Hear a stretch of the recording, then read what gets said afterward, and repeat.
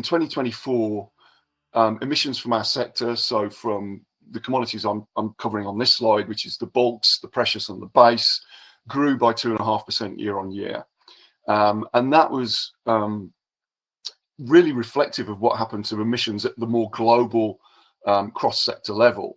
And the point I wanted to make here is that if the world's going to meet its 2050 targets, back in 2021, the IEA pointed out that emissions would need to decline from the 34 gigatons in 2020 to 21 gigatons in 2030 to be on path for a net zero in 2050.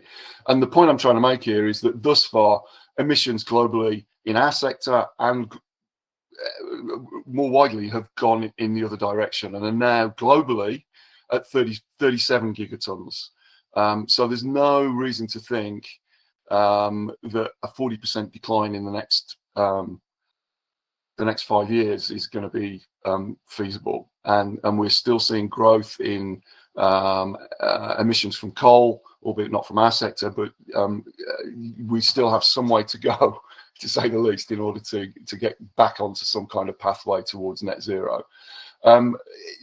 Just to give you a little bit of insight here, from the commodities we cover, we've seen the biggest emissions growth from metallurgical coal, mostly from a reevaluation of methane emissions. Also, we've seen significant increases from lithium, given the increase in hard rock lithium production and the requirement for that to go through a very energy intensive, hydrocarbon intensive downstream refining process and roasting process. So right now, things are not heading in the right direction, was really the point I wanted to make. So coming on to how a taxonomy works, I'm pulling as an example here the approach to lithium set out in the Australian Sustainable Finance taxonomy. And the idea here is that they have taken our benchmarks for lithium emissions, specifically the 20th percentile of emissions on a scope 1 and 2 basis at the mine site, and use that as a benchmark for setting a pathway forward to net zero in 2050.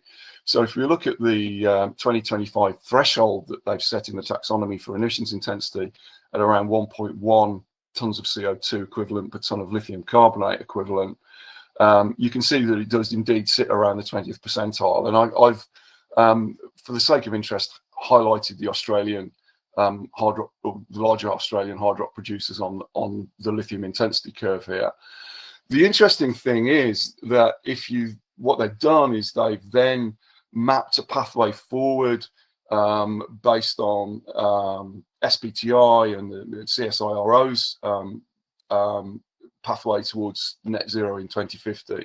And what that gives you is a 2030 target intensity of 0.48, which is obviously 50% or slightly less than 50% of the 2025 threshold. So really just coming back to that point I've just made, not only are we deviating in the wrong direction away from the pathway to 2030 targets, but the 2030 target, even looking specifically at this example of lithium, looks increasingly ambitious, to say the least.